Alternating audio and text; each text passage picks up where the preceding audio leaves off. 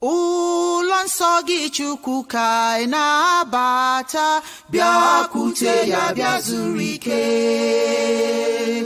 Anya bịawa ịsọpụrụ gị ugbu a, bịakwute ya bịa zuru ike. Bịa o bịakwute ya, bịakwute ya, bịakwute ya bịa zuru ike. Bịa o bịakwute ya, bịa o bịakwute ya, bịakwute ya bịa zuru ike. Chukwu nna n'ụlọ gị ka anyị na-akpọ gị, bịakwute ya bịa zuru ike.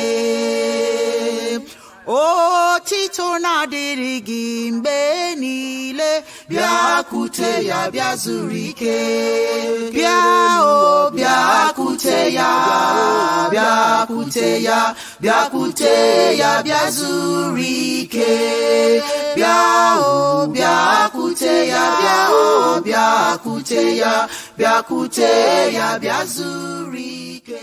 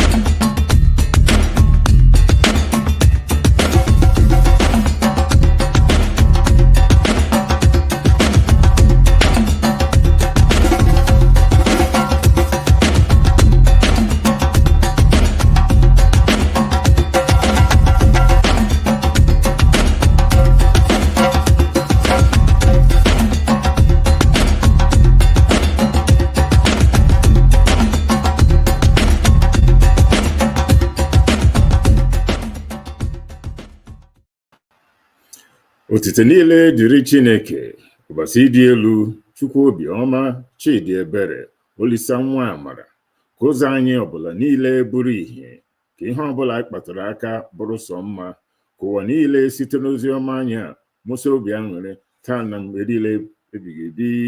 Ọfọ ya gazie. Ise. All praises to Chi the Creator, the Supreme Being, Chi the Good, Chi the Magnificent, with grace, Chi the Merciful. Let every way of our lives be light. Let all our acts be crowned with good. May the world prosper from our ministry now and forever. So let it be. Amen. Say, Yagazie. It's more Mali. If I had it in Chan, that is my attitude. Everything is bright. You know? Hey, let me bring in our co-host. Hey, Dibia Chiedozie Mama. Mama no. Hey, I'm from man now. I want to rumbe.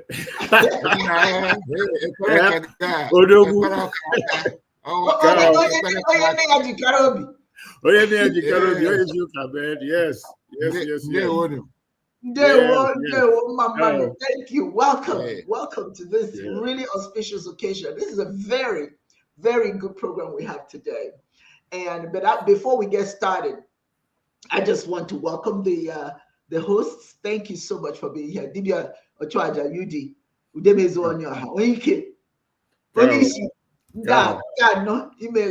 Chiedozie Okoro. Welcome. The truth sayer. Thank you so much for being here. We appreciate you. And we appreciate anybody who's joining us today, because every day above ground is a good day. And we're just so grateful that we have a lucky few.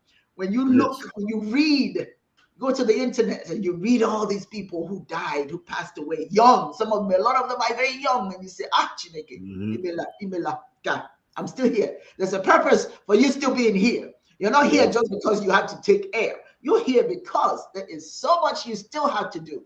All of us, our lives are worth something. I want to just start with this message to all of us. Yes. Listen, don't be a shut-in. Don't be a shut-in. Don't allow anything to cause you to feel that you've got to stay indoors. Pusezi. Huh? Putani low. That's where the action is. You know what I'm saying? Find your community and be a part of that community. Don't be a shut-in. Let me share this with you. I was so excited. I almost didn't go. I was invited to an event. And if you don't mind, I'll share that. Okay. I was invited to this event by Kimball Williams, president of Georgia Fraternal Order of Eagles.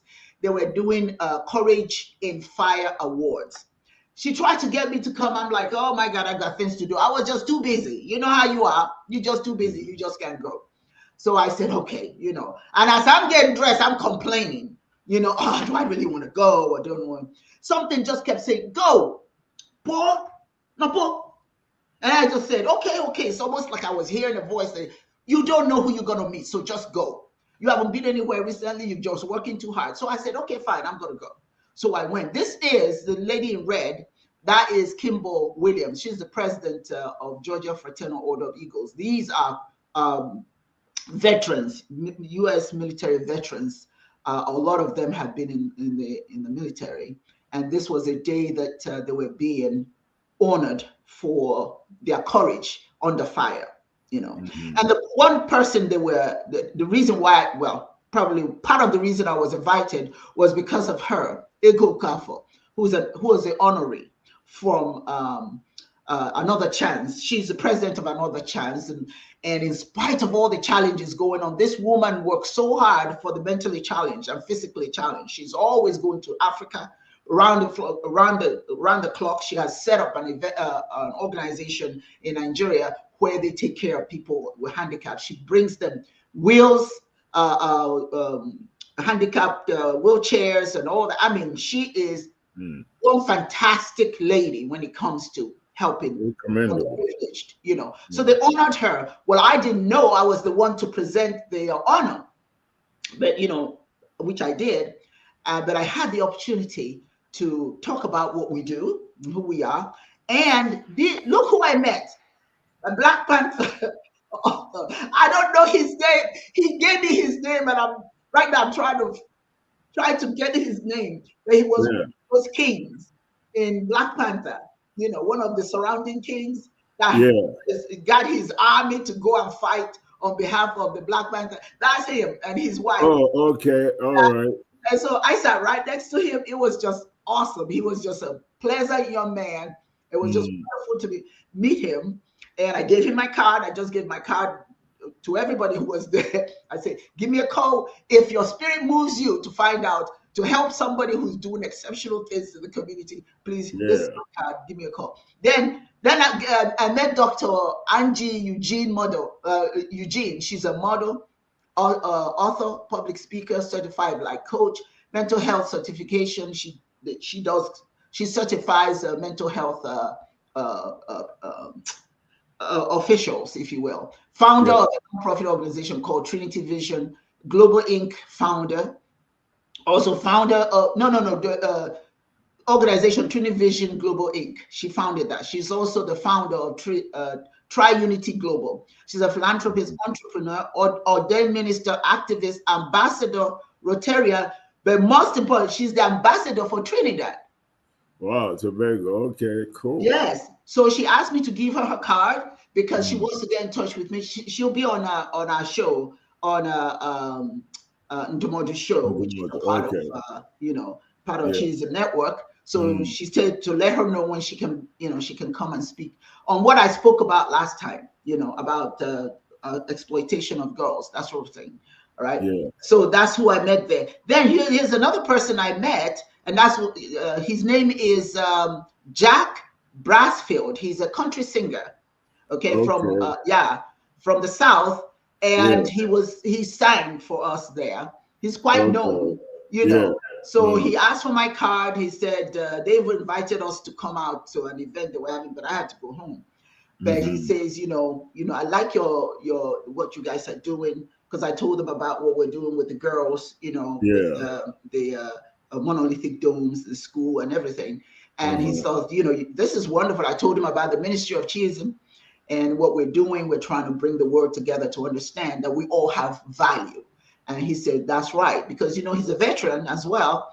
And they feel that veterans need to, create harmony in America and not divide Americans, but bring Americans together. So that sort of thing. So I met quite a number of people that I would not have been able to meet if I decided I wanted to be a shut-in. Yeah, you have to get out there. You've got to get out there. You don't know who you're going to meet. So this is my message to you. If you've been a shut-in for a while, or you think you're too busy to go out there, that's not good for you. Go out there.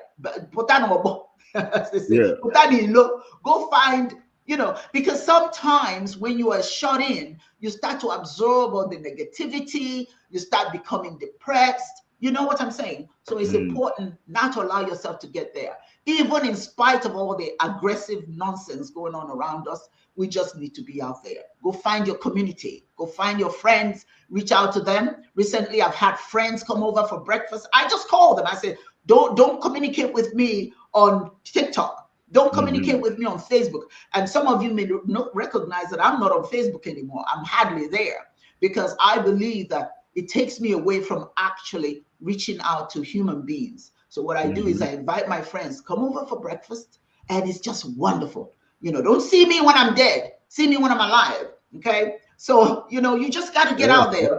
Pull your friends back together. And Yudi, I'm coming to see you so I can eat some fufu. But that way, that's a side point. That's a side point. But anyway, today we have an exciting program, something that I never thought about. And that is the title of our program is African AI. And Dibia Chiedozie is going to talk to us. Dibia, I didn't know, did you read the comments in the private chat? I take a moment and read that for a minute. All right. But he's going to present African AI. Before the AI as we know it became a thing, he's going to talk to us about the African AI before today. So, Dibia Chiedozie, okay, madam. Over to you. Okay, Yudi and I will just kind of back out and just listen. I got my notebook. I got my notebook and my pen, and I'm just going to sit here and take notes. Let's go. Thank you, sir. Thank you, sir, for making me feel very important and very big. So, because I'm just learning from where the two of you are, I'm just learning. So let me try and do what I'm going to do fast and quick because of the internet problem here. I want to talk about African AI. And why do I talk about African AI? Because every study has to have a background and a problem. So the background is that people talk about AI, and as if AI is something new altogether. When we look at what you call AI, what is it? It is simply artificial intelligence. And what is another word for it? It is simply machine intelligence. And there are other forms of intelligence. There is plant intelligence. Plants are intelligent. There is, of course, animal intelligence, which is another AI, and it could also be the foundation of artificial intelligence, intelligence. Because if you look at what happened in Ukraine, you see the machines, the AI war machines supplied to Ukraine by some countries. Some of them were built in the fashion of dogs. Some of them were built in fashion of monkeys so that they can comb the ground and do other things. Some of them were sniffer AIs like dogs. So you see, animal intelligence becomes the foundation for machine intelligence. And so there's human intelligence, which is the most complex.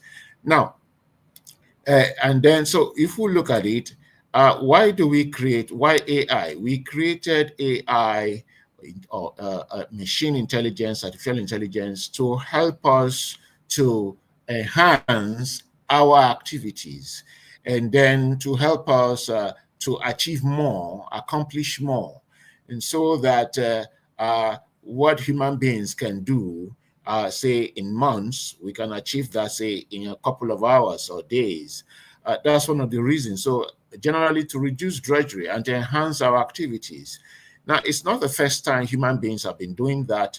That was done in the agrarian age when we came up with some other devices. Today, you call them talisman, you call them orishas, aroses, and so on and so forth.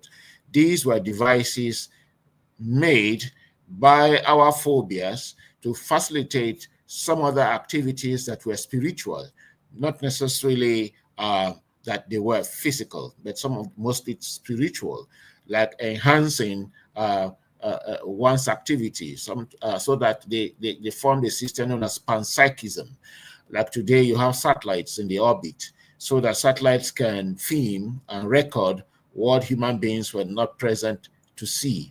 Or if human beings were present to see, we can't see it all. So we put an artificial eye up there to see. Such things were there. And that's why if you go to some communities, you have totems. These totems were used as a way of monitoring what happens in the community, to guide the community. So the animal used as totem, there's a bond between those animals and the human beings in that community. And that bond is that whenever a new child is born, some forensic induction is done. So parts of the child's fingernail, toenail, and hair are taken and is taken to that totem.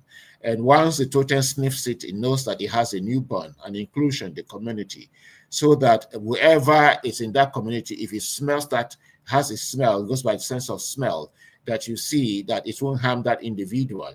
And if it perchance beats that individual, it has a way of reversing it. But if someone that is not of the community, or one who is of the community but it's not been inducted into that system, comes, it could harm that individual because it doesn't have a sense of it.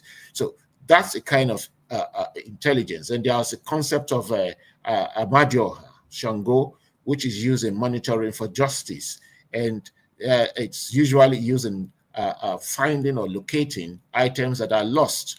And usually Amadioha will find such items, even when you hide them in places human beings cannot see. It would use 3 days to track and locate the exact place the thing is hidden.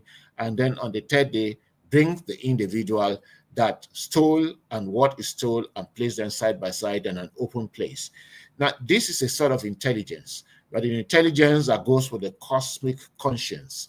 And so that's the thing that has now begun to think, to think that Africans today behave as if AI is totally new, is something out of the blue. And so my problem, or the problem that I want to tackle, is that the way Africans go about this question of AI, we will end up consumers for eternity, in perpetuity. We would never be able to be producers. If we are producers, we will only tag along other people's conceptions of AI. We will not be able to come up with our own system of AI. And so that led me into what I call African AI. When I talked about it a bit with our Dibia as a wine, and she said spiritual AI. I said African AI. Why I said African AI is because the Asians are doing something about their own. They take what they need from the West, they add it to their own. And that is why India can successfully launch satellites into the dark side of space that no other people have succeeded in doing. It must come from somewhere in the ontology. And so that's why I decided to talk about African AI, because we have a peculiar problem that we are sandwiched between the blue sky and the blue sea. We seem not to find anything worthwhile about our culture. We think our culture is archaic, and since it's archaic, we have to run away from it. And so the way to catch up with the future is hop along the highway system of all this. And I feel that cannot take us anywhere. So if you don't look back, then you will not be able to see the future very well, because actually the present is very tiny. The present is sandwiched between the future and the past. And the past is a huge chasm that is gone to the length that our memory can carry us. And the past and the future is there. In fact, the past in itself swallows the future, in the sense that the future itself is endless, and it's to the point our imagination can project that the future is. So now, if you look at what is the present, and we are dealing with just the present as Africans, so there's a danger, and the danger is that we will ever remain copycats, mimicking in perpetuity. So there's a need to look at what they call African AI. And to talk about African AI, it must be wholly African perspective. And so I look at the epistemology, which I call complementary epistemology, drawn from this. This is the divination root. Yes, and that's what they call Afo-Ogiri, and what Yorubas will call Opele. And so we use it to do investigation. And of course, you know that epistemology is all about investigation. That's what epistemology is all about. It's about investigation. And the investigation of epistemology is that when we do epistemology, we make inquiries. If we make inquiries, that's what epistemology is all about, making inquiries. And so I adopt the method of this, and I call it alpha hermeneutic phenomenology. And the simple short of it is complementary epistemology. I will soon tell you how that will help us. And now, so using that methodology, I talk about the ontology, because if you look at what you call AI, is based on four foundations: the epistemology, the metaphysics or ontology, and of course the logic. And then of course these are the four foundations of AI. Now let's talk about the ontology. The ontology, encapsulated the ontology, or what I call the metaphysics, is the ontology which has to do with the structure of things, structure of being. And there's cosmology, dealing with origin. And then there's cosmogony, dealing with relationality or interdependence. Now, if you look at it, the knowledge of AI has to do with, one, understanding of the human ontology, and two, understanding of the environment around us. And so to the limit we know of ourselves is to the limit we know of the external world. That is why a theory can only address as much as a problem depending on how comprehensive the developer of the theory, depending on how comprehensive the developer of the theory is able to comprehensively articulate and understand the human ontology corresponding to the person's understanding of the world around us. Now, if you look at the human being is considered a tripartite entity consisting of the spirit, which supplies us with energy, and then of the body that houses the spirit. Now, the spirit joins the body at 7 places. I'm concerned about those ones that has to do with thinking. Now, at the level of mind, you find that the spirit joins the head here at the pituitary gland and the pineal gland. And so this is where we receive message from, this is where we do projection from. And then it works with what I call the totality of the human being. Because here, the spirit part of the human being houses higher faculties of the mind, faculties of understanding, faculties of reason. Reason is responsible for ideas. Understanding is responsible for concept formation, which could be empirical or non-empirical. And then, of course, the body in itself is controlled from the brain. And every information, whether spiritual or material or physical, has to pass through the brain, thanks to the memory, which is somewhere here, not bigger than a coin, just a coin. That is the size of the brain. And so if you look at all of this, you'll find that every information, whether physical or non-physical, has to pass through the memory. And the memory plays exactly how the brain plays. The brain plays in the disk form, going clockwise, and that is responsible for sequencing. Because following that order, the memory receives information, stores information, arranges information in sequence, and then, of course, records information. Now, this arrangement of information in sequence is responsible for our segmentation of time into past, present, and future. As soon as we're out of our body, at the level of reason, at the level of understanding, there's no past, present, and future. You knew everything at once, which is why we say in the spirit world, there's no past, present, and future. If you're able to have out-of-body experience, or you do transcendental travel, or mental travel, all of that, there are things that are practical that we can practicalize if you go into other realms of study. And so these are the things that we have to know about the human being. Now, the fusion between the higher faculties of the mind, which is in the spirit body, and the physical parts of the body, which is the brain, is imagination, which is the faculty of trance and synthesis. Because trance is possible because at the level of imagination, all the faculties of the mind, including the subconscious part of the brain, the unconscious part of the brain, and the conscious part of the brain, with the faculties of reason and understanding, they all fuse at the point of imagination. And so without imagination, trance is not possible. Dream is not possible, because the subconscious is exactly when we close our eyes, then the subconscious mind begins to manifest. The subconscious mind is not used to vibes and all that. It is used to images. That is why when you dream, what you dream is of the images. For instance, if you have been praying and walking to travel, and then you dream, you see someone whose name is Uzoma, or someone whose name is Stella, it means your journey will be successful, because Uzoma simply means the road is good. Why Stella has to do with stars? It means you're going to fly. And so that's how the subconscious works.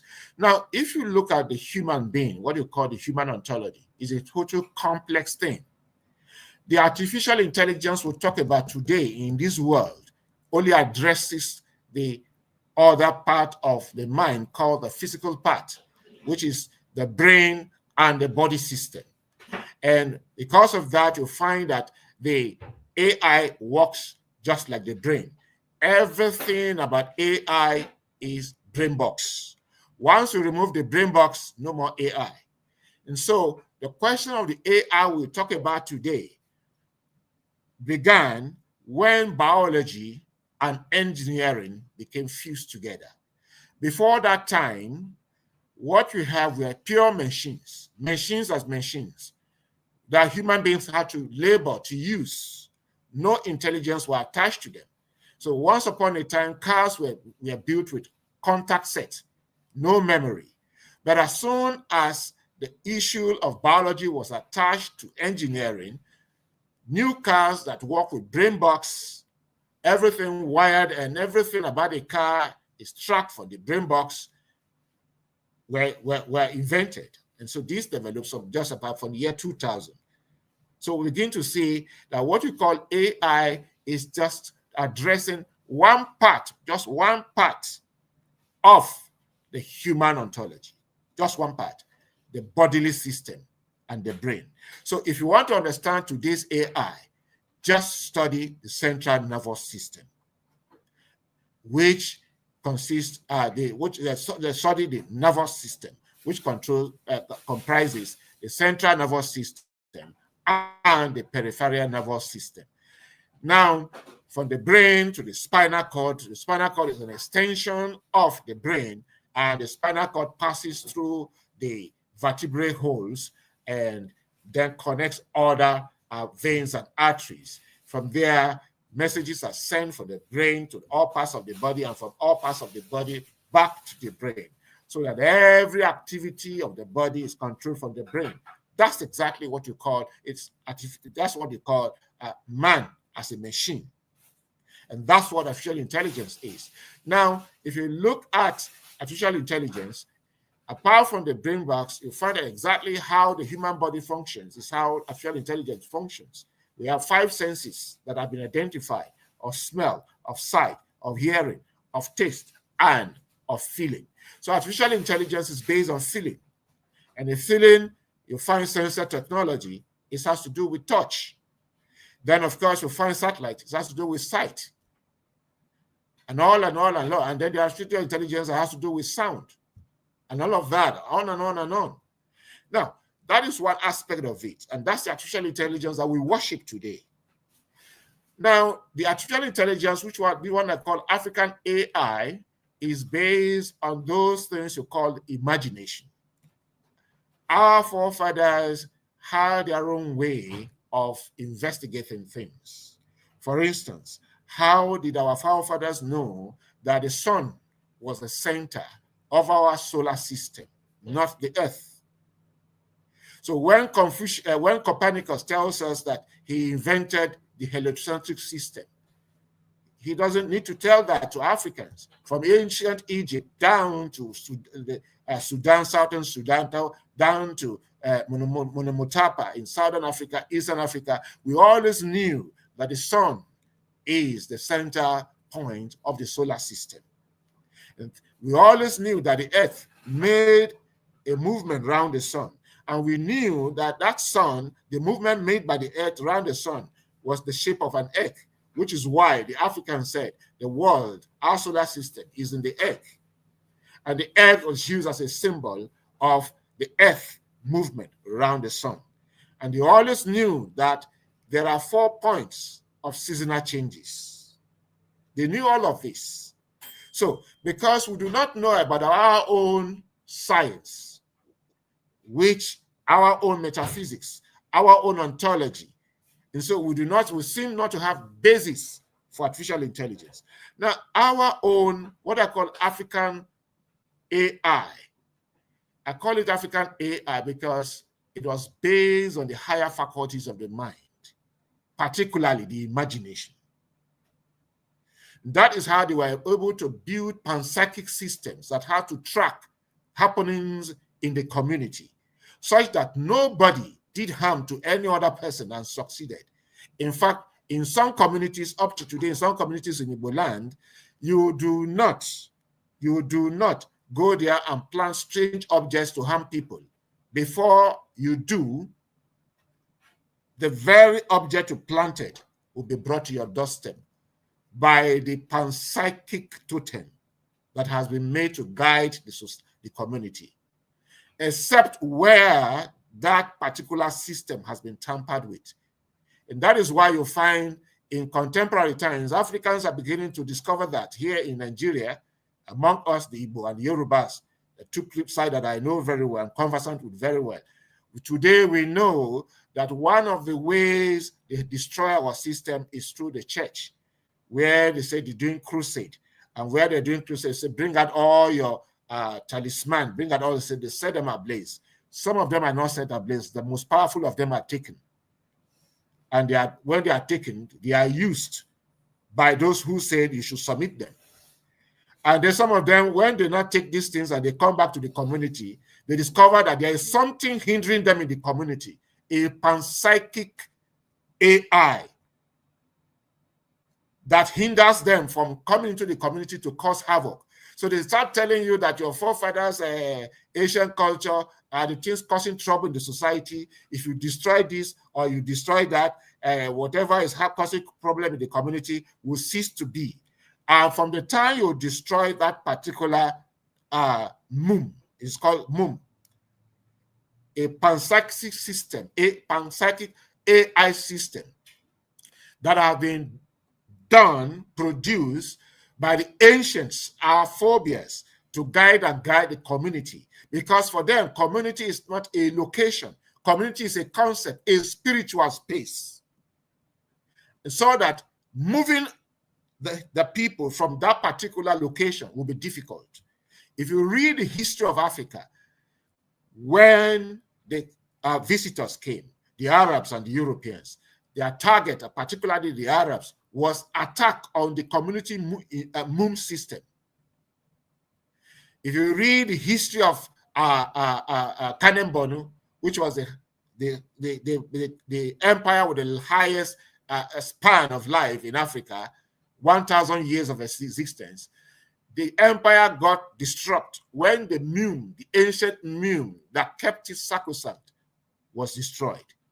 That is what has happened to all the African communities and empires.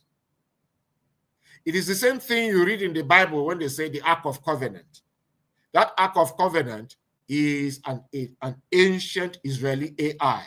That's what it means. It's a spiritual AI.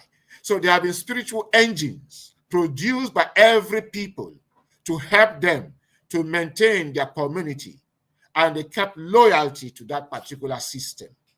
Today, you find the West replicated in comic forms. Captain America, the Hawk, Voltron, and so on and so forth. We have thrown our own away. So not to belabor the matter. So what is the difference between African AI and the AI of today? The difference between African AI and the AI of today is that it was built on the cosmic law of conscience of Onogu. They do not operate anyhow. Today's AI has no conscience. It can be used anyhow. The traditional African AI works on the principle of Onogu, on the principle of karma. What you do, you receive back. And that is why when the typical Igbo Dibia stands before the ground and stamps his or her ground, her legs or feet on the ground, and calls on the principle of Ogunofo, she calls on the ancestors. She calls on the ancestors. He calls on the ancestors. He calls on the engine system of the community. It could be Ogugu. It could be Amadioha. It could be Kamalu. It could be Allah. It calls on the panpsychic system of the community. It's actual Ogunofo on the principle of balance, cosmic balance, I stand. On the principle of cosmic moderation, conscience, I stand. Clean with equity, I come. If I have offended anybody, and if I am unfit, please don't answer my prayer. Whatever I say, let it not happen.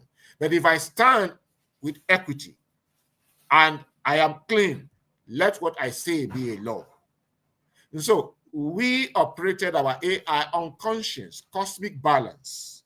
Today's AI is purely artificial. So I will not call the African AI, that's why I call it African AI, not artificial intelligence. Why I call it African AI is because it is one based on the higher faculties of the mind, and because it's based on the higher faculties of the mind, it is planted upon the cosmic principle of balance, moderation, of conscience, so that whatever we do it in consideration of others, not to dominate, not to just to manufacture things to make the human life easy. And so that again, you see the ethics, the ethical or moral part of African AI. Today, the AI system is built on the concept of scientific neutrality. Science is said to be neutral, and while science is a value neutral, the tendency is that you can use it to achieve anything. Now, if you look at what is happening today in the education sector all over Africa, especially those in education, every year they celebrate what they call the use of AI in education. No one talks about value. And if you raise your hand to ask the question about the value system behind AI, you are shoved aside. Now, this way of going about AI will rather cause more harm to us than good. If we do not harness artificial intelligence upon African AI, there will be no balance. So my submission is that if we research deep into our own AI system and then use it as a foundation to harness artificial intelligence, we will build a more balanced and far more comprehensive and efficient AIs. Thank you. Well. My goodness. You know what? You deserve an applause for that. I'm not kidding you. Fantastic. Thank you for sharing. You see, this is Wow. you just still clapping. I'm telling you, you know, this is really He why took me somewhere this is why wow. let me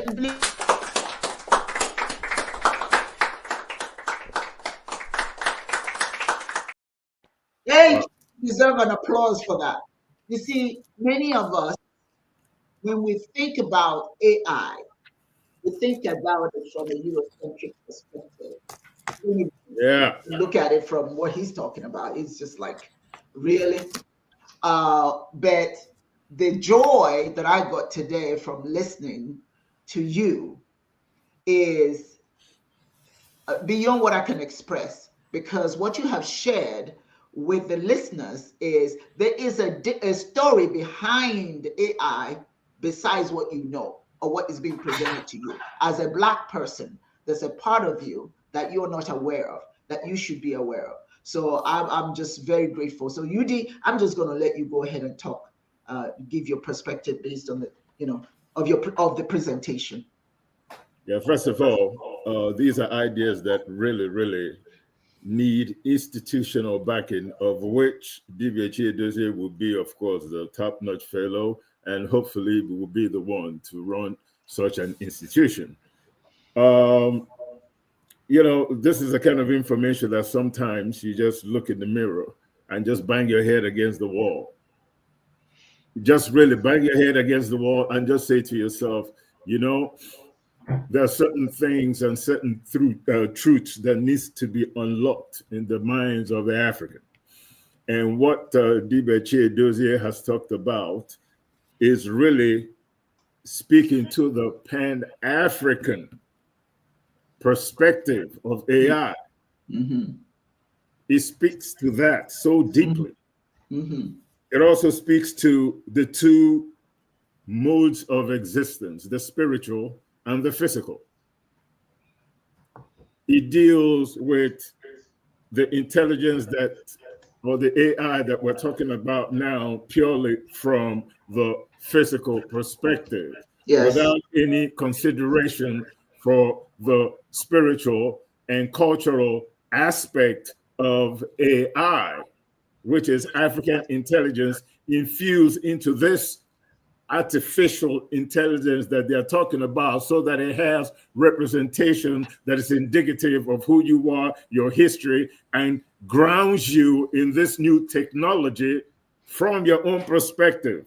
Mm-hmm. Which begs the question, do those that currently practice AI or introducing this science, are they talking about the cultural perspective in AI, or is it a one-size-fits-all? Because if it's a one-size-fits-all, then from the artificial intelligence perspective, you're just being funneled into the same culture that keeps you perpetually enslaved mentally, right? There has to be an African perspective to this intelligence. Let me give you an example. When you talk about AI in Africa, Africans speak different languages, right? Mm-hmm. How do you represent it in code or whatever it is that you're doing? Because I'm sure that artificial intelligence in Japan is in Japanese. Yes. There's a cultural perspective to the science that you cannot neglect. And as people of sub-Saharan Africa, if our Northern African neighbors, friends, whatever you want to call them, on the same continent want to, dance with the rest of Africa, what do we have in common that can be infused into this intelligence that is representative of Africa?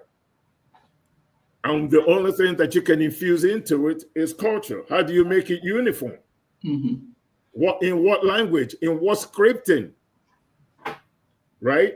So we can decide, because Africa has so many issues when it comes to language. One is we have so many different cultural languages. And then secondly, we have different languages that was, dumped on us by those people that colonized us. The English you speak in Nigeria, for example, some African countries speak French. Some of them speak Portuguese. Then you now compete with the indigenous languages. How do you create a level of uniformity on the spiritual level that you can infuse into it? And part of spirituality, language is so seriously included. I mean, you can't talk about Shintoism in Chinese. Mm-hmm. You can't explain that philosophy in Chinese. It didn't come from China. So even if you can interpret the Japanese writers into Chinese, that idea is Japanese. It will always be Japanese. Even if you learned it in China and adopted everything about it, it's still Japanese. So from Dibia Chiedozie's point, there has to be an African perspective to this AI intelligence. And this AI, this science, if not approached with a tinge of, or should I say with a dose of African spiritual intelligence, we're going to have issues. We're still going to be colonized mentally. And just, it's like getting deeper and deeper down the river and just sinking and just drowning. Then he also went into this explanation. The way I look at it is like, in religion, I'm going to use this word loosely, but I think you will understand what I'm saying. In all religions, there's magic. Okay? Without that magic, religion is not possible. If you don't believe that the gods or Chineke or a single creator or many creators, if you don't believe that they have these powers that are beyond human comprehension, then religion does not exist. It just doesn't, or spirituality, whatever you want to call it, depending on what the sense that you're trying to make. It is this magic that makes religion happen. It is this magic that makes God possible. It is this magic that makes spirituality possible. It is this magic that makes you believe in ghosts, heaven and hell, whatever you want to call it, reincarnation, walking on water in the Bible, feeding 5,000 people with a loaf of bread, turning water into wine. It's all magic.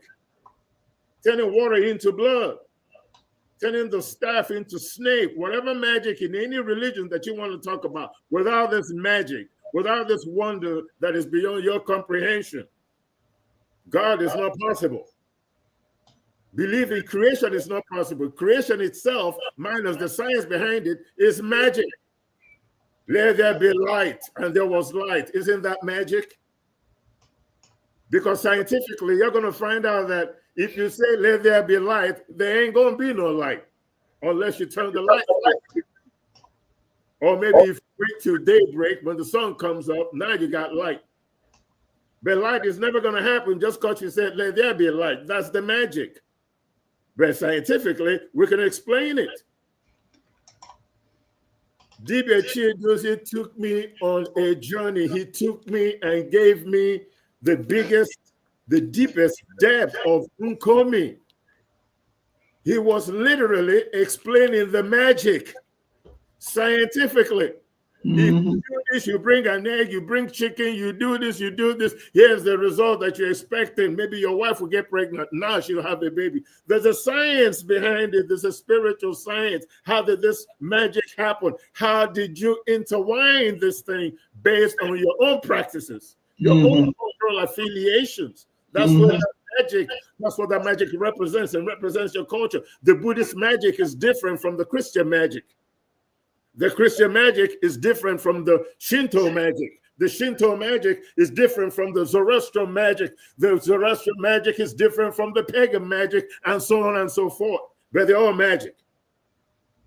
And you go through this journey that he just took us, and you start to say to yourself, yeah, the ontology, the belief that certain things that we do in our spiritual cultures will yield certain certain results. There's a science behind it. What is that science, and how do you apply it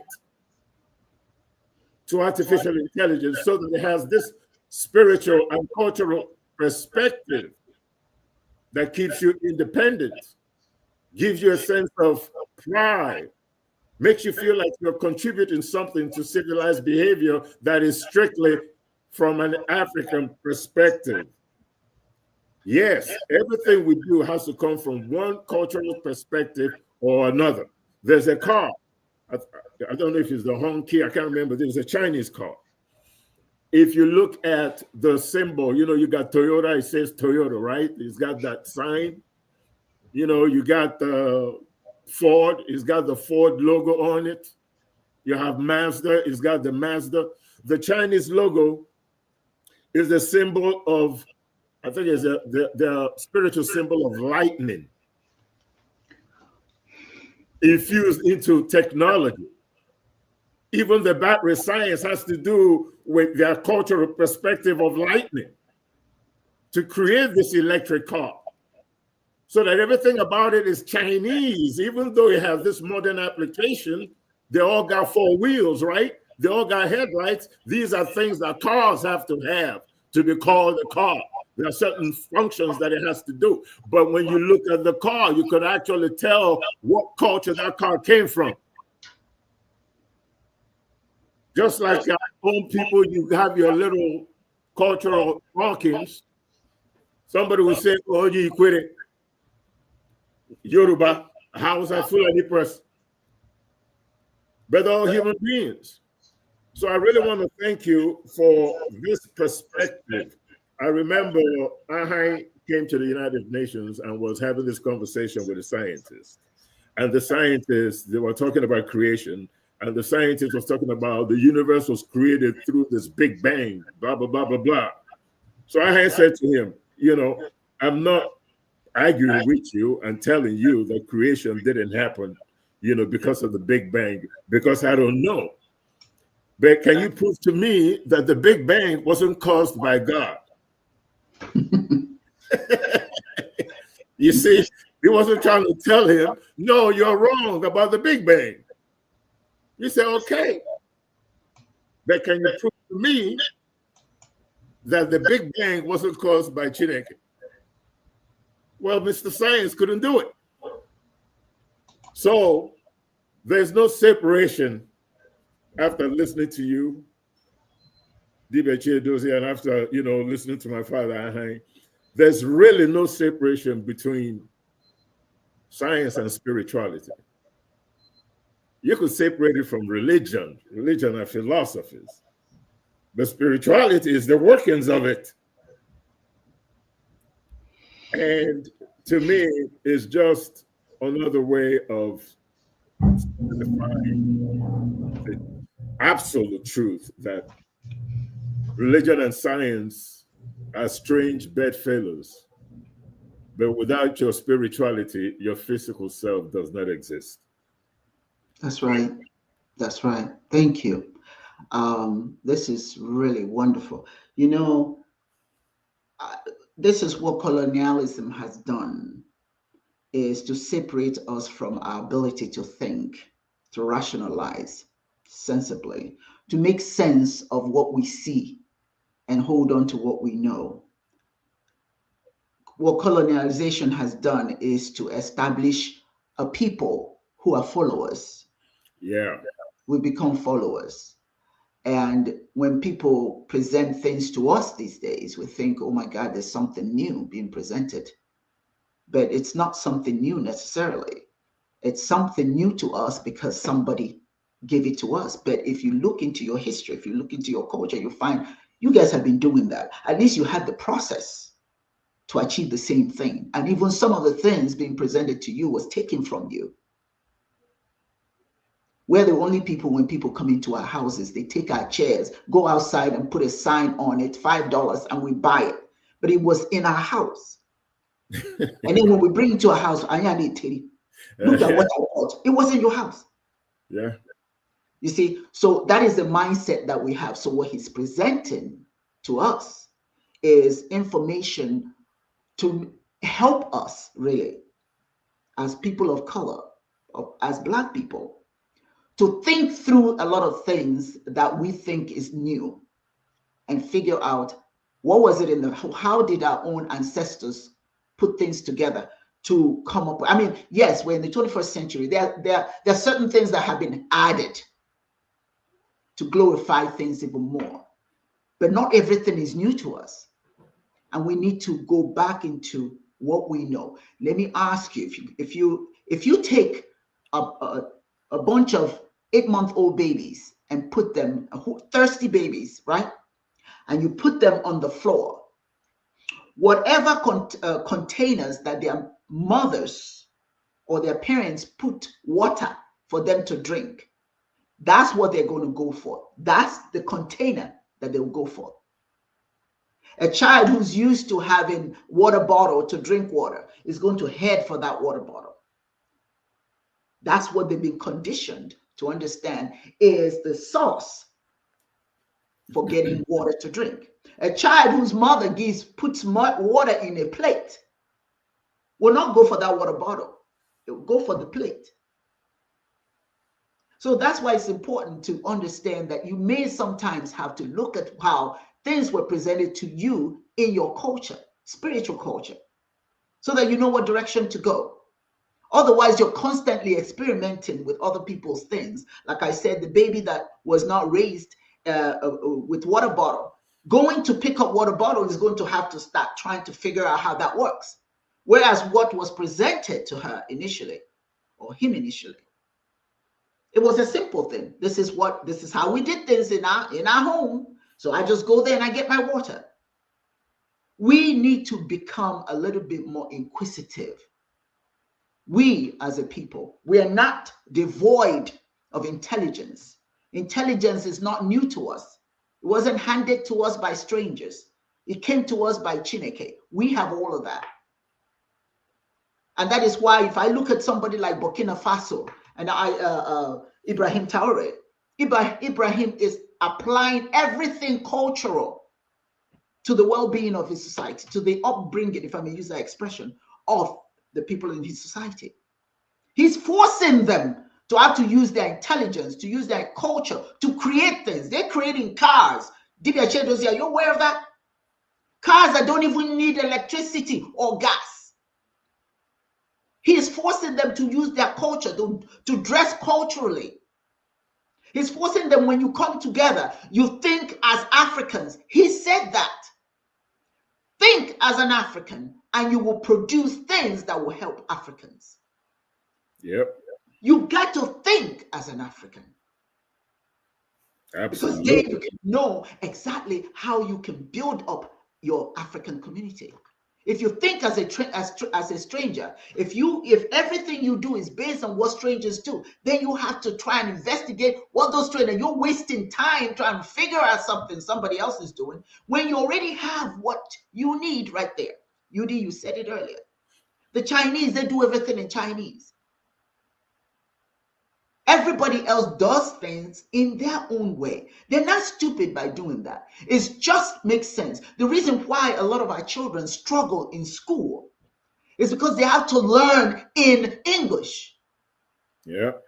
They don't learn in their own language. They don't learn through their own things, what is already available in the home, what mom and dad teach them at home.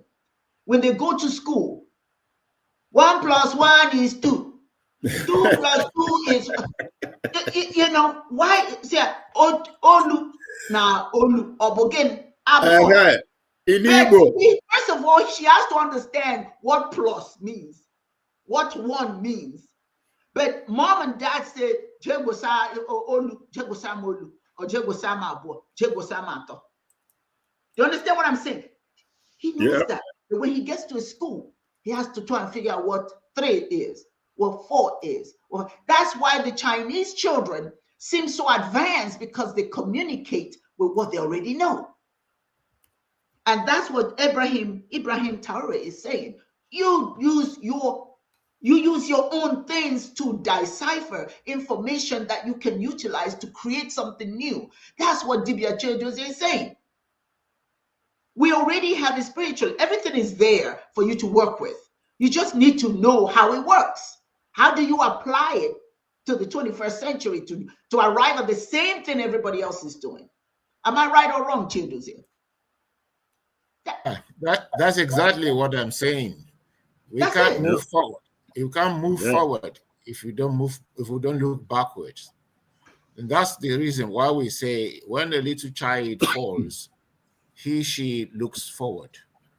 Yes. And when an elder falls, he looks backward before looking forward.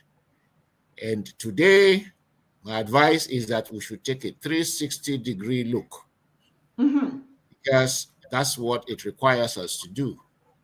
And like I wrote in one of my articles, what will move us forward is total demolition.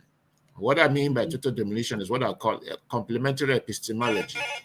Yes. And what we are going to do is that we first and foremost have to understand who we are, our total past. We can't pretend to stand outside the institutions of our culture and then pretend to be Africans. Yes. If you are an African and you're not an initiate of very African traditional institutions, I'm not talking about modern day cults, CULTS, where they talk about prosperity and get money anyhow. Those ones you see in African home videos. No, that's not the traditional African institutions. Those are cults, and that's why when you're going to join those ones, you go alone. They're like covens. I'm talking about traditional African institutions. Yes. Amadioha, Alpha, and so on and so forth. When you go to take initiation to those ones, it's an open school, like you are doing induction in the university. You are matriculating into the university. I remember when I was going to go for my first initiation, and I was being dragged. Don't go into cult. Don't do this. And my wife and her friends were raising hands over me, praying in Jesus' name. Jesus will arrest me, blah, blah. And I asked them since morning, over 3 hours, you've been praying over me, and my mind is still where it is. Your prayer is not working. Don't you see that this Jesus thing is not working? That's one. Two, this Jesus thing you're talking about, I have rescued and wrestled with him over time, and I've defeated him several times. So he has no power over me. But for that not to sound blasphemous, and I ask the question, have you ever seen where someone wants to go and take initiation into a secret cult and he or she announces it? I'm not only telling you, I'm inviting you. So does one go to join a secret cult and then it tells you, invites you, and when you get there, every activity is photographed and videoed. I still have my photograph and video up to today. So is that a secret society? No, it is not a secret society. It's our traditional things. That is why Professor Ume, who wrote After God is Dibia, and Professor Wande Abimbola, both of them are mates, their age, in their 80s. Now I think Wande Abimbola is a bit older. Abimbola is now about 90. Ume is about 85.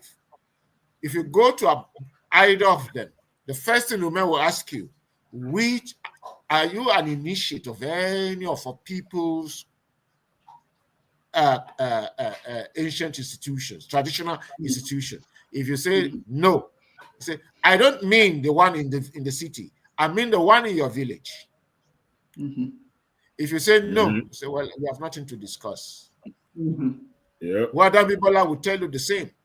And that's my point. My point is simple. We can't say we are Africans and we are talking outside African institution and African culture. You have to be inducted. We don't have to pretend about it. Because the pride most of us have is that we've gone to the so-called highbrow universities and we have degrees up to PhD. We have become Professor Emerita and Professor Emeritus. And because of that, we are so advanced that we cannot mingle with those typical traditional primitive villagers. And I am not ashamed to mingle with them, because when I started my training, some of the things I know were taught to me by children who are 6 years, 12 years, and I had to teach them like teachers because I was a student. And because they were pleased with me, they would tell me what they would not tell others. And they tell me, please, when others go, remain. So they would teach me what others are not taught. And I didn't swallow my pride. I just knew it was my destiny. And I knew that that is what to do. And so I found very appalling what they call sage philosophy by Odero Oruka. I am not denigrating Odero Oruka, but the difference when I'm asked to make comparison between Odero Oruka's sage philosophy and Socrates of Greece, My comparison is this. Socrates of Greece was a Dibia. If not, when he was passing on after That's getting right. the hemlock, he was passing around. Yes. Before he That's came up, right. he told Crito, I owe a cock to Ascipus. Pay it on my behalf. What is that? Is that not Dibia? Yeah. What is that? Is that not Dibia? He said, pay it on. So they were traditional initiates of their own people's cults, in traditional institutions.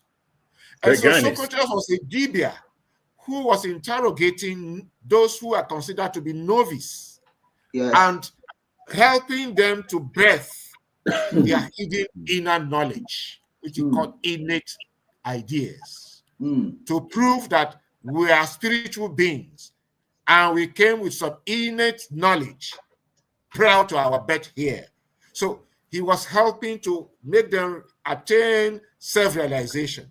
But Odera Oruka, though a professor, was a traditional novice going to interview the Dibia.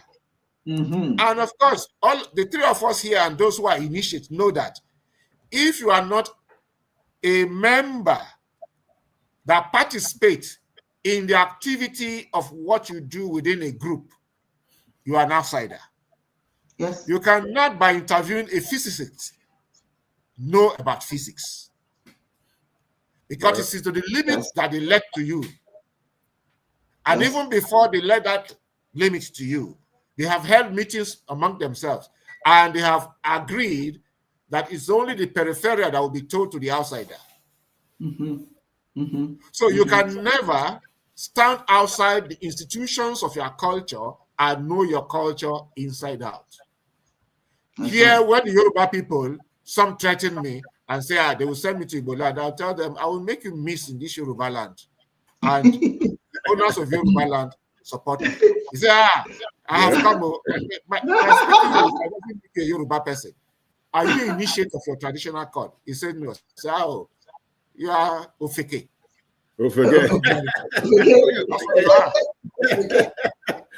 If I begin to speak the language of the deep in Yoruba, would you understand it? I can sell you with the language of the deep when I sit in the midst of the initiates. Would you understand it? Yeah. So, and they said no. So, before we can move, we must reclaim our Africanity. And the way to reclaim our Africanity is not through books. Yes. It's not even the book that I have written, or Dibia Chiedozie has written, or Dibia has written. It is what came out of our spirit. Everyone has to go back so that you would touch base with the spirituality. Your spirit and the spirit of the land will interconnect. And the spirit will speak to you in your own personality.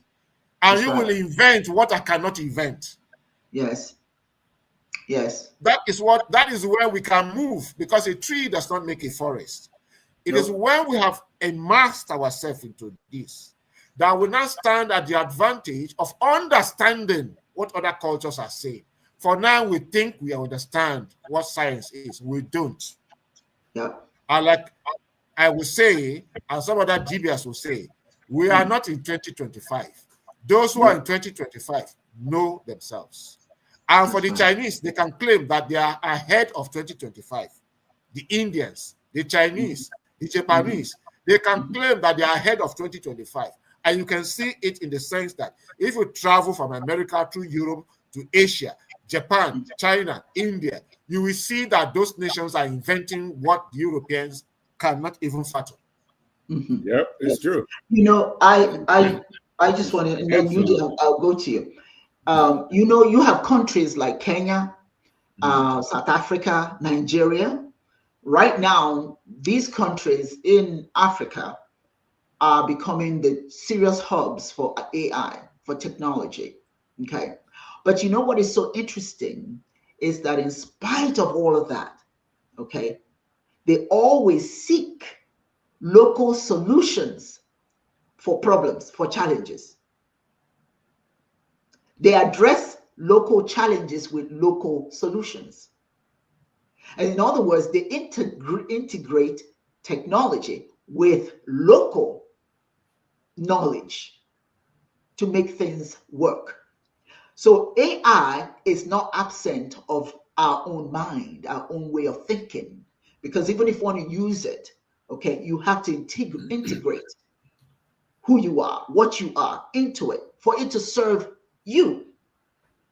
You know, there are certain things that AI would do, you can get from AI to serve a European or a Chinese and all that sort of thing.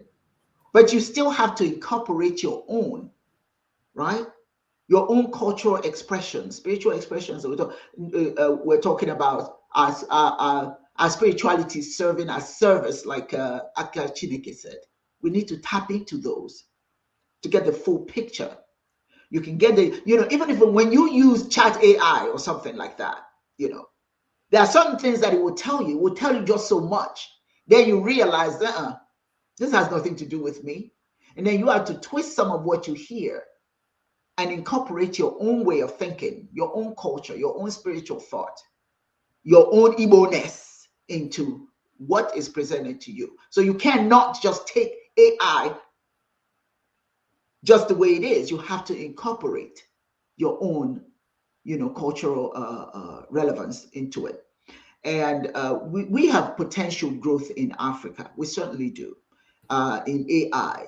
But like Dibia Chiedozie said, we will go further if we incorporated a little bit more of ourselves into it and not just embrace what is given to us. And that's what we do a lot. You know, this is AI. So, you know, we got to study AI, not from anything that has to do with us, but the way it's presented to us. And if we know it, very good, we'll get a degree in it, and then we'll flaunt that degree. We know this, we don't really know everything.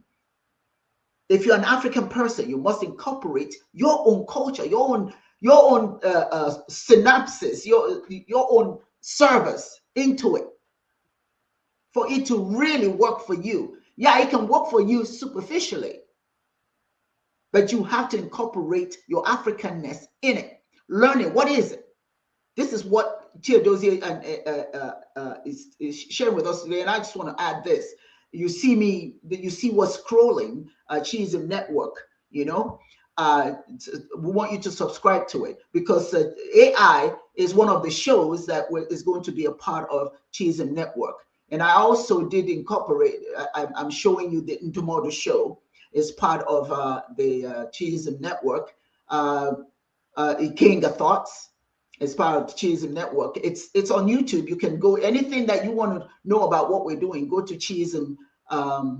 We just started it, so some things are still coming in.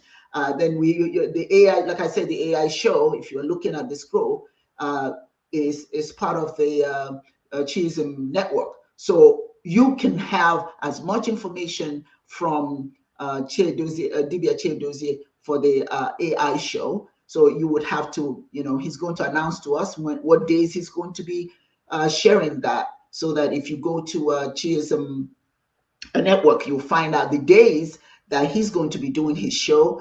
The African Calendar is another show that will be on the Chiist Network, and he's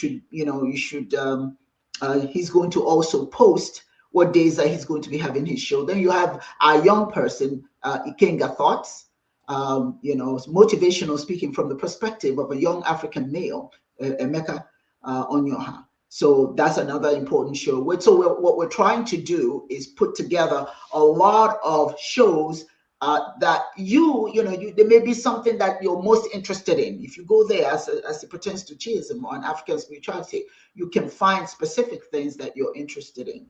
Okay, not just the Chiism Live, the Dibias is another part of the Chiist Network. So we've got a lot of fun things and good things to share with you. So if you want to know more about AI show, African AI, there's the African show, AI show that will be there. Dibia Chiedozie, is up to you to share with us what days you want to do those, and so that they can go in there and follow you there. African Calendar is the Dibia Yudi, is going to be talking about everything that has to do with African calendar and all the different manifestations of it. And of course, I do the Ntomodu show, which is, I feature a lot of things concerning the whole world, if you will. All different topics, spiritual to some degree, but human interpersonal relationships and human emotions and what have you. And I do so from a psychological perspective. And then, of course, we have Ikenga Thoughts. We have more coming. I have a gentleman who has a really, really good show that wants to be a part of the network.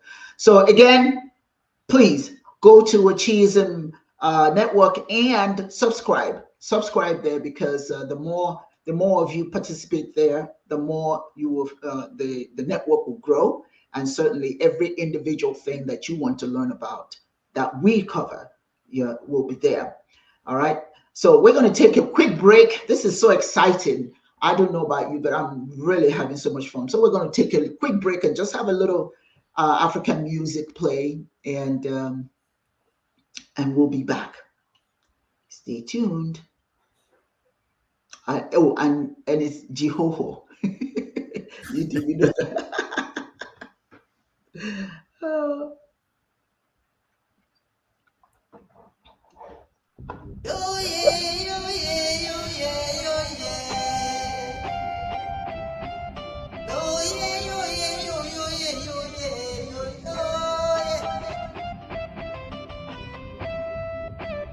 Oh yeah, oh yeah, oh yeah, oh yeah, oh yeah, oh yeah. Mapanyo so kunu rauno mora.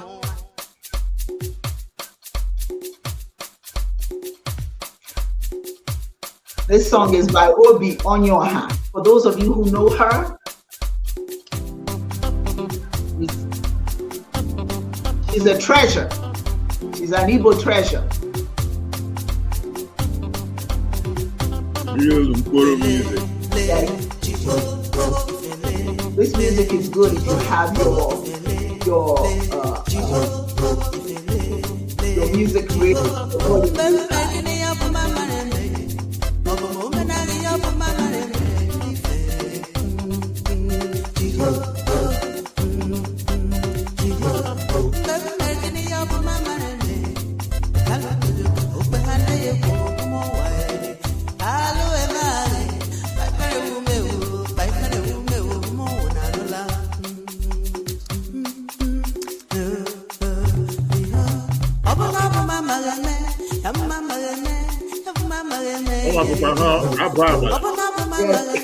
So beautiful.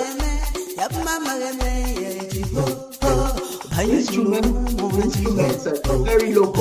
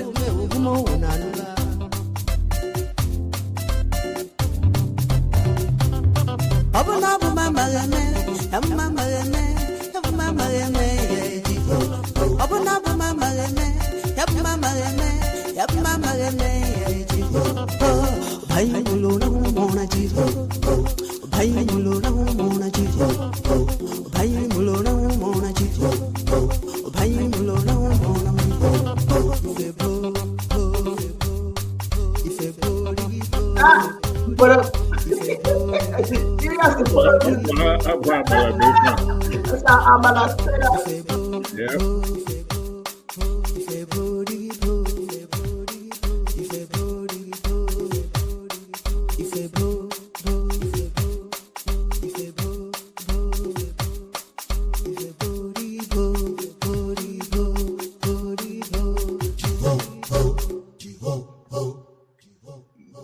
yes, Jehoho.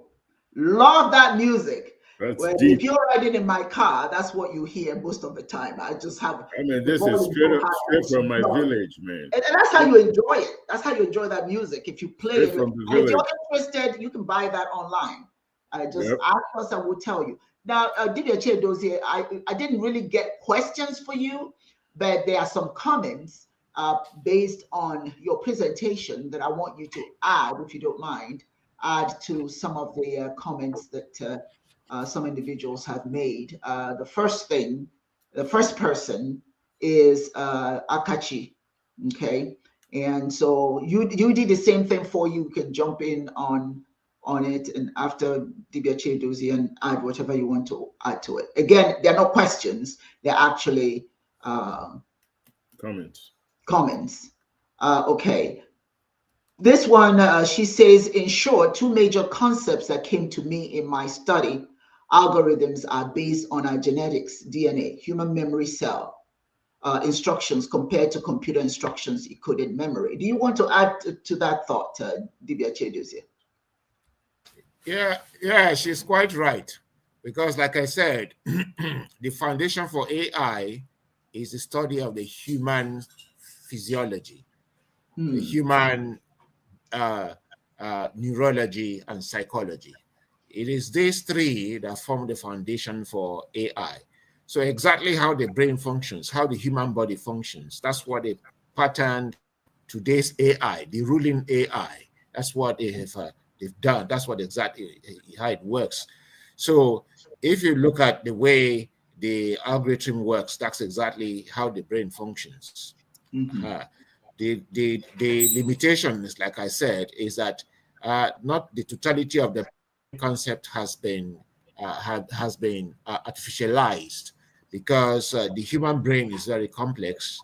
You can imagine, they say 86 billion neurons, that's 86 billion cells, and we are just using about 10% or barely so, which should be about say maybe is it 86 million or 8.6 something billion. So that means if some people begin to use 10.001, that's 0.001% could be 100,000 cells more or million cells more. They will begin to do what today we are not able to do. And so it is, like I said, it is to the extent that we understand the complexity of the human body, the totality of the human body, that's to that extent, especially concerning the brain, how the brain controls everything. But like you know, because the human being is spiritual, and so it is possible for the human spirit to multiply. They multiply the human brain. That's coming from our old concept of African ontology, whereby matter was given birth to by spirit. So, like I said, can you prove to me that the Big Bang was not caused by God? Because for me, the Big Bang is a scientific myth. Just like God in religion, the Christian book said, "Let there be," and things began to happen magically, miraculously. That's what exactly what science is talking about in Big Bang. And so the four elements in the Big Bang are the same four elements in spirituality, because it's always four. And the Igbos will say, no bachidano, this is not the Zuzu. Because for the Igbo, the four things we see in physical reality are air, earth, and fire. And so, yes, Akatineke, you're right.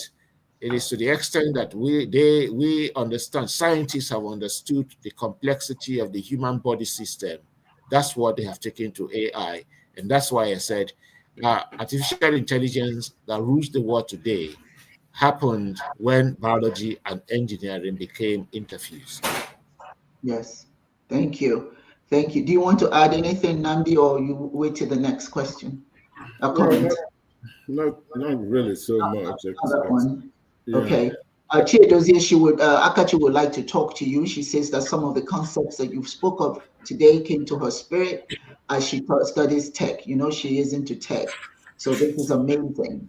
So again, you know, anybody who wants to get in touch with any one of us, please go to Chiism network, because we'll have our information there for you to contact any one of us that you want. Something just briefly about the question, about algorithms and all that, which are just like a set of rules, or processes. So you kind of ask yourself, and what are those set of rules? And scientifically or spiritually speaking, whichever way you want to look at it, discoveries in human history are not uniform. There are things that were discovered in Africa at a specific point in time that wasn't discovered in Europe, and probably vice versa, right? So calculations made by the Chinese may differ a little bit from calculations made by the Mayans on any specific subject. But you find out that in everything there are commonalities. For example, a car has certain components. It must have some kind of power, right? And it must have wheels, an engine, something to drive it. That engine could be a combustion engine, it could be electric, but something has to drive motion.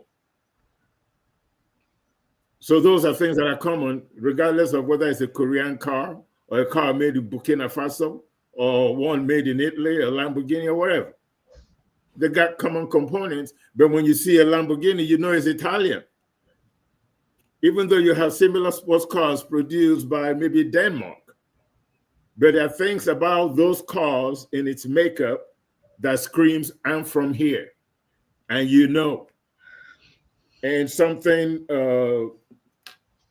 Dibia Chiedozie had talked about, about spiritual components, in AI and its representation of, the geography or the culture that it permeates. And you talk about some considerations in AI. Some people believe that AI is very dangerous because you could lose control over it and they could take over, artificial intelligence and all that kind of stuff. And you say, well, one of our spiritual absolutes in Chiism is live and let live, biri kambiri.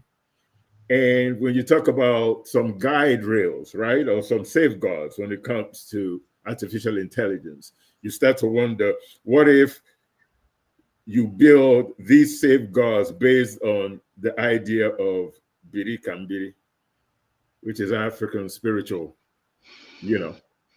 tenet, and use that as a way of creating some safeguards when it comes to AI based on your own cultural perspective. And then, of course, you can always talk about what those, guardrails are going to be under the guise of live and let live, but it can be so that the artificial intelligence never loses or maybe infuse a spiritual component into its design, if you know what I'm saying, right? Because the artificial intelligence is supposed to follow certain instructions. What are those instructions? Because those instructions are going to include some guardrails, some do's and don'ts, so maybe some cultural consideration, when it comes to those guardrails and African, intelligence infused into African,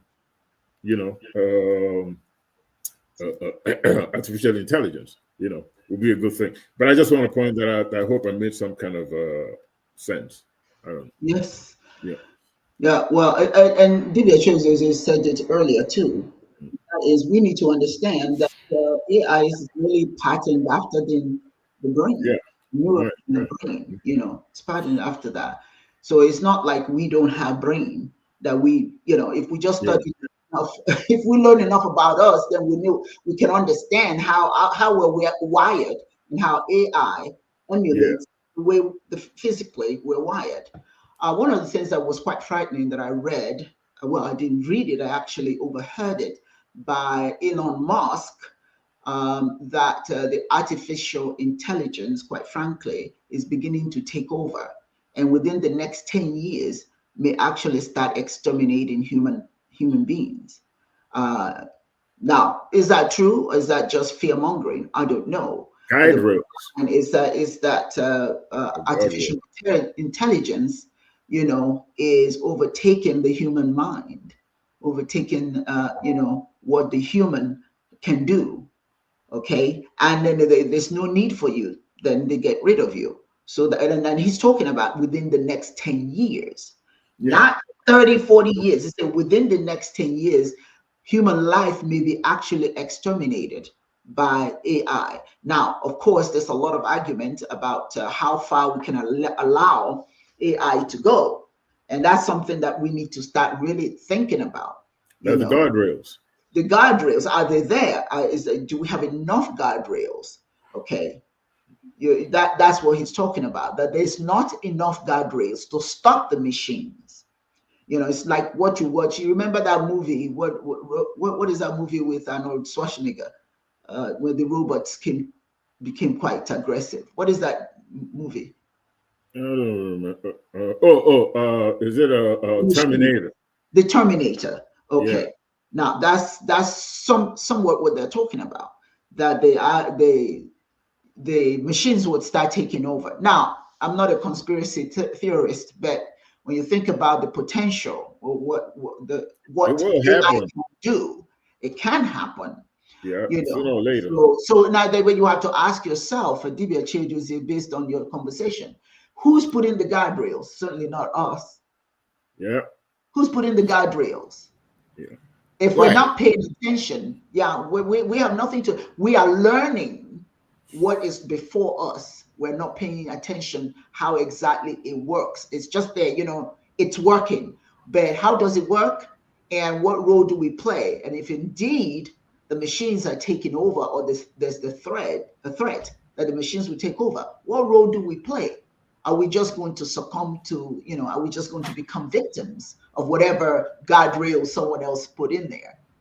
Or create our own guardrails to counteract, you know, the AI from abroad that decided to take over the world or whatever. And now we got AI African intelligence with enough guardrails to say, bidi can bidi, no, it's not going to happen. And they automatically fight back. Yeah, right? There's the thing, you said it, because can AI be used against you? Can it be? Can it be used? Yes, it can. What he's saying is frightening, because what he's saying is that AI can exterminate humans. What humans? What guardrails? What's been put into AI, and what humans is it going to exterminate? You know, I don't want to scare y'all, but you know, that's conversation. Well, for me, this is how I see it. It is best seen from the perspective of Ogu. What we call Ogu, Marogu in Igbo. And Ogu is not just a talisman, it's a whole concept of knowledge of the cosmos. The much you know about the human constitution and your environment, the more comprehensive the Ogu becomes. So that is why Dibia Chiedozie. So what is happening in AI is simple. Now Dibia Kajara Kaja, ke Ogu. Iyo ke Ogu ge mererenu. Yep. Except your aura is higher than that Ogu Dibia Kere. So the thing there is this, it's mind over matter. The mind that created the AI is higher than the mind who is using it. Yes. And higher than the mind that does not even understand how to use it. And so we can categorize 3 levels of people. It is still the concept of Dibia, because what is Dibia all about? Knowledge of the secrets about humanity and the cosmos. And so that is why the ancients made the Dibia to take active oath, still on the principle of Ofonogu. Unfortunately, the contemporary Dibia, the scientist, operate on the principle of value neutrality, which is dangerous. So the danger is not AI. The danger is that the contemporary Dibia, the contemporary priest, the scientist, the secular scholars, the scholars, the scientists, the secular researchers are operating on the principle of value neutrality, no conscience, no morality. That is why I'm asking for African AI to be the foundation of today's AI. Because in the African AI, there is a concept of Odiechi, or Beribumbuonwe. Yeah. That's right. That's right. Yes, say it again. Say it again. It's the guardrails. Yes, indeed. The guardrails is the Biri. That's right. Beautiful. So if we sit on our ontology, everything we need to survive is there. We only update it, activate it. And once we sup into this AI and let our own African AI swallow the contemporary AI, it will grow and it will become the antidote. It will become the antidote to today's AI. Because like Dibia Chiedozie just said, there were certain things our ancestors knew their own way that is known to only them. Yes. And if we key into that and go and differ using the concept of okay, as okay bonyoshi. Mana, the rat is a thief. Like everybody is a thief because technology can never be transferred. It is either pilfered or stolen. Yeah. That is why in traditional Africa, okay, Dibia, a very powerful man. If you want to overpower him, marry your beautiful daughter to him. Even arrangement with your beautiful wife. Your wife is everybody's running after your wife. To save yourself, make arrangement with your wife. And agree with that man. But when you are with that man, this is the secret. This is our agenda. So the woman is loyal to the powerful man, but he does not know that the woman has agenda with the husband. And very soon they overpower the powerful man.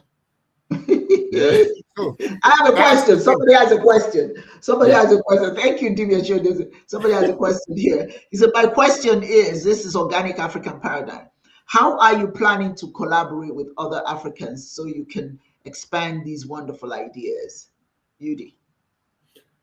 Well, for one thing, thank God for Chiist Mahadum, this show. Thank God for Dibia Chiedozie Okoro, who really, really did a phenomenal job of explaining, African AI. First, it starts with forums like this, right? It starts with our listeners posting some of our videos. It starts with getting the word out. It starts with subscribing to Chiism Network, right? Yes. It starts with the conversation. I can almost tell you unequivocally in this particular format that this is the first time that our audience or anybody out there has really heard this idea espoused internationally, not locally, not on the university campus, but internationally, to the point where whoever is asking this question has now done us the honor as an audience member to talk about it. It started right here today. Yeah. For the world to hear this for the first time, Chiism Live is heard all over. Anybody can listen to this program. So whoever is listening right now, it's really up to you, the audience, your love and appreciation for the message that you have received today to spread the word. Yes. And as people begin to have these conversations, more people are going to come asking Dibia Chiedozie Okoro about African artificial intelligence, and off we go. But it starts today. Share the video. Subscribe to Chiism Network. because that's where all these wonderful ideas are shared. And we came up with this because it's imperative that you hear from each one of us. Each one of us have a particular concentration and that you may be interested in. And if you go to the network, you'll find out, for instance, what Ntomodu show, what we talk about. You go the same place, you can find what African calendar is talking about. And you also find out about African AI, you find out about, there's so much more. And we are actually encouraging as many African thinking people to be a part of the network. You know, we want you to be a part of it. We have so much to share and so much in common that if we can just join the network, you know, we can spread more information about who we are as a people with each other. All right, without necessarily having to go looking. We want to create a net. What is that? Akachi said, a server, if you will, where you can come and get information as important as what all of us share, what Chiedozie shared today, what UD will be sharing. Remember, please understand, if you go there, you don't see everything. We just set it up. So one thing you'll find there is that because I stream in there. So as they begin their own programs, they'll start streaming in there. So what we've done here today is going to stream in the network. So please, if you're interested in ensuring that more people hear about these kinds of things, and African people are coming together to think together, you know, not to hate. We don't want to hate anyone. That's not what this is about. This is not about what they are doing. This is about what we are doing or what we should do. That is our focus. It's about taking care of us. We're not going to need anybody to validate us. We're validated already. Chineke has validated us. You know, we got all that it takes. And Chiedozie just emphasized the fact that AI is patterned after the brain. We have a brain. You know, we just have to start using it. We have the physiology necessary to create AI, or at least to add to AI.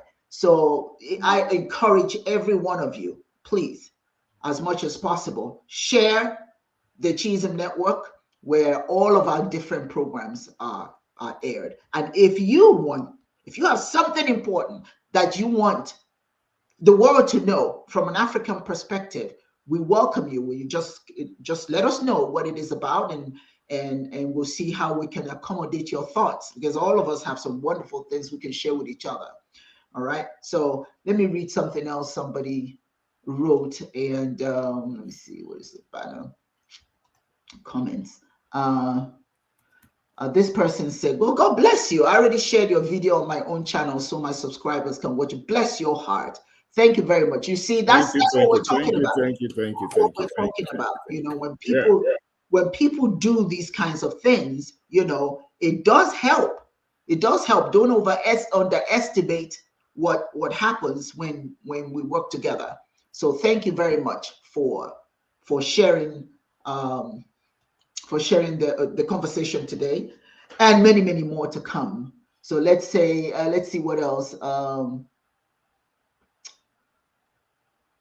Let's see. And I want to thank Michelle Stewart Tucson. She says that this was a fantastic presentation and informative discussion. She'll process this all day today. Thank you, darling. Keep processing it and share it. Other people will process it as well, because it's really, really very important information that we shared today. Thank you. Let's see. Another comment here. That was from Akachi. Well, here's a comment. AI is a map of a culture and consciousness. Europeans' culture and consciousness is the doom scenario. Africans' AI will be modeled after African culture and consciousness. That's what, Yes, that's what the presentation is about. That's what the presentation is. The point right there. There. That is the point. Anybody want to comment on that? You can comment on that. I mean, it's absolutely on the money. That's exactly what Dibia Chiedozie, has been talking about, and also a reflection of some of the things that we have been talking about in various areas of human endeavor, not just about artificial intelligence. I remember, talking about the fact that African writing system. For example, when you talk about, I know how to write in Igbo, and you go and you do all the magical, yammerings, and then you find out that all that stuff is still the alphabet A, B, C, D, E, F, G, H, which has nothing to do with you. And you have insipidity. And then you look at the writings and computer languages in China, and then you find out, hey, look, they got scripting and computer, programming in Chinese language. Yes. They write in Chinese, and these are just symbols, Arabic, it's all symbols, blah, blah, blah, blah, blah. And you find out that this language thing is really a big component on unifying a people under a common cultural focus. For example, a common language or a common religion or geography or color or religion, anything to bring a people together under a common cultural focus. Absolutely. As I mentioned before, Biri Kambiri is part of this African consciousness, and it's almost like an antidote to this doom scenario of European AI. When they created, remember that European culture is really about conquest and yes, murder and killing and all that. That's how they built their empires. There was no, really any kind of negotiations or anything like that. In African culture, traditionally, we're not territorial in terms of I'm going to go conquer this territory and then I'm going to impose my way of life and my religion on them, blah, blah, blah, blah, blah. We only had that problem with Islam and Christianity. Came down, right? With the Quran and the Bible in tow. That's it. And from then on, it's been downhill for the African. So yes, if we look at our own philosophies, our way of life, our guardrails, those things that we did before the Europeans came to Africa, and take into consideration how we resolved, quote unquote, modern problems in ancient times, diseases, disease control, hygiene, all that stuff. There are some places in Africa, you can find the video on YouTube where people are sitting down, drinking, talking, proverbs, whatever, and somebody standing behind him with his cranium open and doing brain surgery. And the guy's just sitting there having a conversation. You talk about people that make rain, the rainmakers of Eastern Africa, and I'm sure they do that in Igbo land too. Yes. All those things that are culturally relevant that the European will call magic, but then it's really about chemistry, understanding the environment, the spiritual components of the exercise, how to put things together. Yes. Right? So these are all part of African science, African culture, African spirituality, and all that kind of stuff. And yes, if we build ours based on things that we have in common as people of African ancestry, we have some things in our culture that we have in common. And if we can tap into that and use that as an antidote to this doom scenario of European AI, oh yeah, we're going to be ahead of everybody else, and good protection against imperialism. Absolutely. And last comment. There's so many beautiful comments here. There's one comment here from Akachineke. She says that secondly, AI is the ability to tap into the ancestral memory through multiple modalities to gain knowledge and answers to questions. The AI neutral network is our ancestors, both living and transitioned. We have used, as you explained, Alpha to prompt, to ask. Let me say this, and then both of you just have about a couple of minutes, and then we'll add other things before we leave. The world as it stands, my dear brothers and sisters, is not being designed for you. Yeah. Okay, it's not for you. It's no need for you to get angry. The world is a Serengeti. Only the strong will survive. You don't blame the other animals in the Serengeti trying to survive when you lay down and be devoured, that you want to complain. No, this is the time that we need to say, okay, we need to build our own things for survival. Everything everybody else is doing, quite frankly, is for their own survival. You have the responsibility to create whatever it takes for your own survival. We've got the capacity for that. If you look at our history, we've gone through so many difficult, challenging things. But we are. We're still here. But when young people like Akachi are asking questions or wanting to be heard, and in school they don't want their thoughts to be heard, this DEI and all that sort of thing, like there's something negative about wanting to be who you are.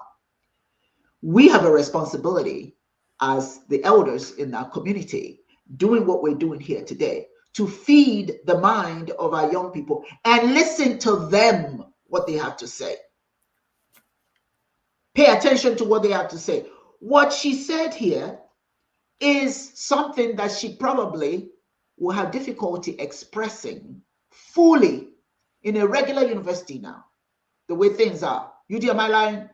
Absolutely. You're telling the truth. They're not being encouraged. So we need to encourage them to make comments that we too as adults, we pay attention to, learn from it, share our thoughts, collectively put it together so more people will know.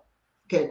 Dibia Chiedozie, do you want to add to this comment? I just wanted to say this to just remind us that our young people have so much to share, so much knowledge that are being suppressed right now, but we have to give them the avenue to express to the fullest their thoughts, what they believe, and how what they believe can also continuously help our communities. So this is what she said. I will just read it very briefly. Secondly, our AI is the ability to tap into the ancestral memory, that's correct, through multiple modalities to gain knowledge and answers to questions. And the AI neural network is our ancestors. Pay attention. What she's saying, both living and transitioned. We have used, as you explained, Alpha to prompt, to ask. And so it is. You want to add to that comment, and then UD, you add to that comment, and then we have to move forward. She's a very spiritual being. She just said it all. And I think on this program today, we have those who have incoming, those who are deep in just said it all. Because what she has said is exactly what Alpha is. Yes. Alpha is a medium that has been devised, a software that has been devised to tap into the ancestral realm, into the cosmic, so that the cosmic forces can tell us what is in the hidden. Just like we say in metaphysics, the problem of appearance and reality. What's in appearance and what is the real. So the real is what is the hidden. And discovery is bringing out the hidden into the open. So that's why Alpha epistemology, the alpha epistemic and epistemology, which are called complementary epistemology, is a process of revelation. It's a process of revelation. But not to talk too long. For long, I've made up my mind. This over about from when I around 1994. That's the year I was about to start my PhD, and eventually I started in 1995. I made up my mind I was going to go all African. Then I now joined Pan-Africanism, and I discovered Africa is not one. Then when I now did my PhD, I discovered that what every philosopher does is to project their culture. Especially when I met Fela, and Fela told me that philosophy, intellectualism is about the universalization of every people's culture. Yes. And that there is nothing like the Nigerian culture, the Ghanaian culture, the Cameroonian culture, because the communities, all the entities that make up Nigeria, Ghana, and so on and so forth, are several thousands of years older than what the colonial masters have given us. So I decided from then on that I am researching as an Igbo scholar. And to start and do justice, I must start from my own portion of Igbo and extend to other Igbos, then connect other Africans and the world. That is the way to go. And when we do so, we will reduce knowledge of 10 million years can be taught in 21 years. From when the child is conceived in the stomach, the activities around, and when the child is born, the music, the song, everything around the child. So when the child is formally inducted into school, 6 years, or even on the playground. The playground is where the child touches base with the ancestors through the sand. Yes. And what happens there? Sand play. If it is within the cultural confine, the child is growing with the ancestors. And then when the child starts a formal school of say 6 years, and then does 6 years primary, 6 years secondary, now does 5 years, now does 4 or 5 years university. So you discover that before the child is 21, a knowledge of 10 million years, 1 billion years can be taught. So relearning for us is a question that we cannot do as Nigeria, but we have to do as ethnic groups. That is a simple fact, because that is what is happening. That's the difference between Europe, Asia, and Africa. So the only two places that have this problem of not being able to harness AI or their cultural platforms are Africans and Latinos, Latin Americans, because they are governed by foreign culture. And the way to address it is back to the foundations. The foundations is our ethnicity. I am ethnic. I belong to tribe, but I'm not tribal. So when my students come, I always refer them back to their roots. If they are Benin, go back to your roots as Benin person. Yoruba, go back. Igbo, go back. And when you are going by, ask you, where are you from? If you are Mporo, go back to Mporo. If you are from Afikpo, go back to Afikpo. That is how we proceed, because we must proceed from self outward and return to self.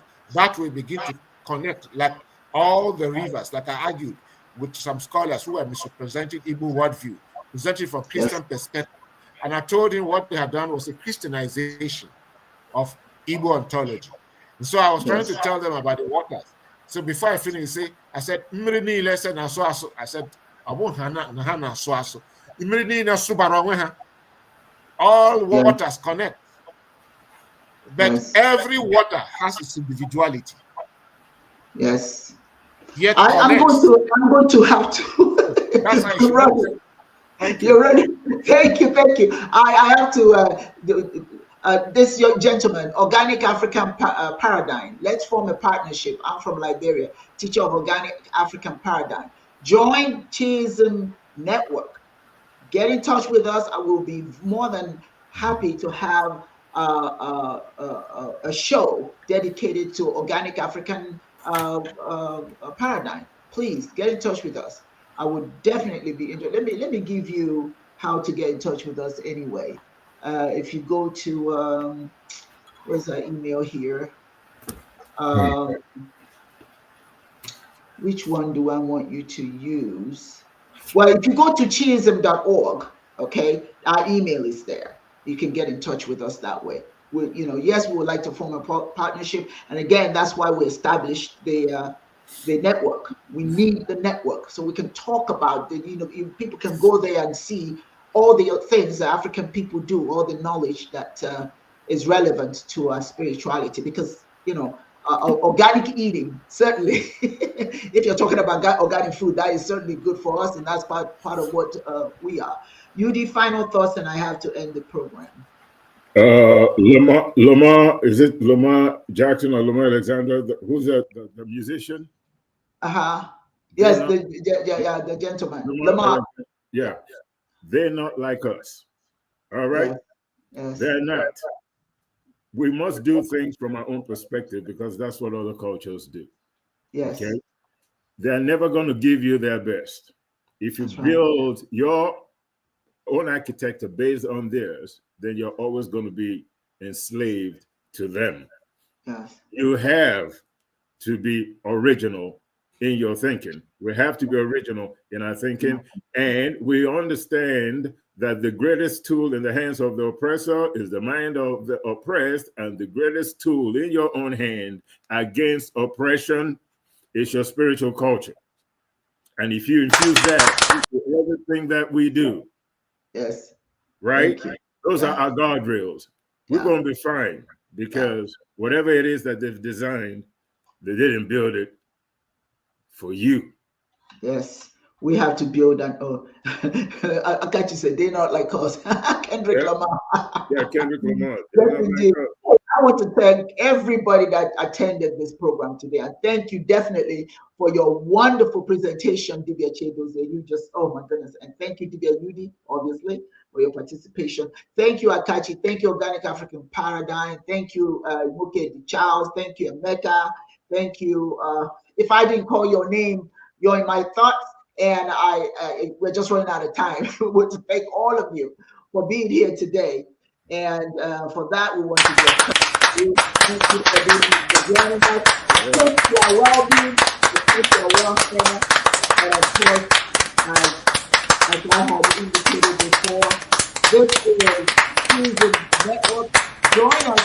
We have our program every other. Chiist Live is every other Sunday. But in between, we have Nkomi, we have African Calendar, we have African AI, we have young, what's his name? Ikenga Thoughts, and we'll have more and more joining. Okay, so just go to Chiist Network and see what we're doing. If you have not subscribed, please go ahead and subscribe. And I want to thank all of you for being here, and I look forward to our next meeting. And so it is. Oh, this Saturday, Ndumoto has a show, and I will share that with you. All right. Yagazino. Dibias, you did it again. Yagazino.